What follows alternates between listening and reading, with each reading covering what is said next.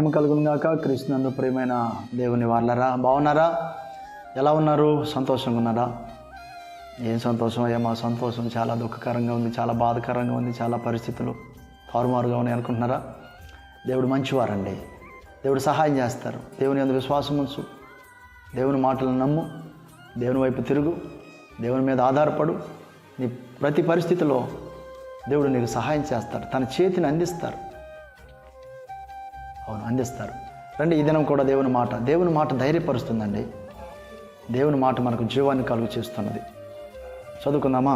82వ అధ్యాయము కీర్తనల గ్రంథము, ఆసాపు గారు రచించిన కీర్తన 5వ వచనాన్ని మనము చదువుకుందాం. జనులకు తెలివి లేదు, వారు గ్రహింపరు, వారు అంధకారంలో ఇటు అటు తిరుగులాడుదురు, దేశమునకున్న ఆధారములన్నీ కదులుచున్నవి. ఏమండి, ప్రేమ కలిగిన ప్రభు ప్రజలను పలకరించే తీరు చూశారా? జనులకు తెలివి లేదు, ఈ జనులు గ్రహించటం లేదు. ఇప్పటికే దేశంలో ఆధారాలన్నీ కదిలిపోయి ఉన్నాయి, పరిస్థితులన్నీ మార్పు చెందుతూ ఉన్నాయి. వారు అంధకారంలో ఇటు అటు తిరుగుతున్నారట. నిజమే కదా?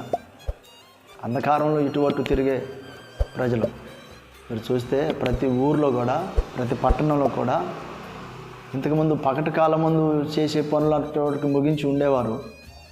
ఇప్పుడు అంధకారంలో కూడా కూర్చొని, లేకపోతే ఆ యవనస్తులు ఆ నిర్మానుష ప్రాంతాల్లో ఆ చెడ్డ విషయాలలో పాలు పొందుతూ దయనీయమైన పరిస్థితులకు దిగిపోయింది కదా.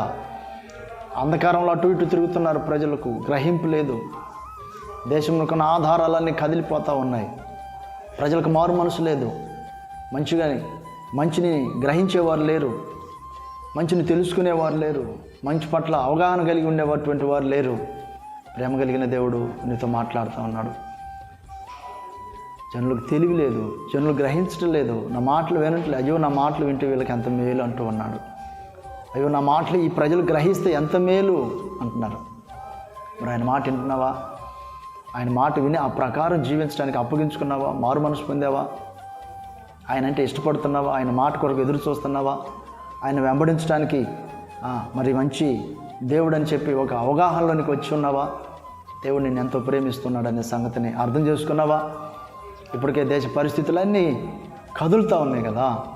ఏమండి, ఒకప్పుడు ఉన్న పరిస్థితులు లేవు, ఒకప్పుడున్న స్థితిగతులు లేవు, ఒకప్పుడున్న వాతావరణం లేదు, ఒకప్పుడున్న మానవుల్లో ఉన్న మానవ జీవితాల్లో ఉన్న సత సంబంధాలు లేవు, మానవుల మధ్య ఉన్న ప్రేమ లేదు.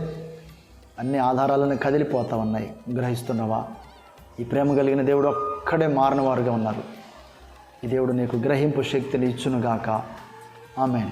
చిన్న ప్రార్థన చేసుకుందామా? ప్రేమ కలిగిన కనికరము గల తండ్రి, గొప్ప దేవ, మీకు వందనాలు, స్తోత్ర.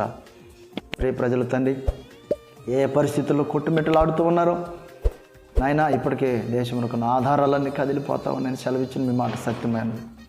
అవునయ్యా, అవును తండ్రి. ప్రజలకు నెమ్మది లేదు, ప్రజలకు శాంతి లేదు, ప్రజలకు సమాధానం లేదు నాయన. మంచిగా జీవించేదానికి తండ్రి ఎంతో ప్రయాసపడవలసి వస్తూ ఉంది తండ్రి. పరిశుద్ధంగా జీవించేదాని కొరకు ఎంతో ప్రయాసపడవలసి వస్తూ ఉంది తండ్రి. ప్రజలను దర్శించండి అయ్యా, మనోనేత్రములు వెలిగించండి అయ్యా, గ్రహించినట్లు మనోనేత్రములు వెలిగించండి నాయన.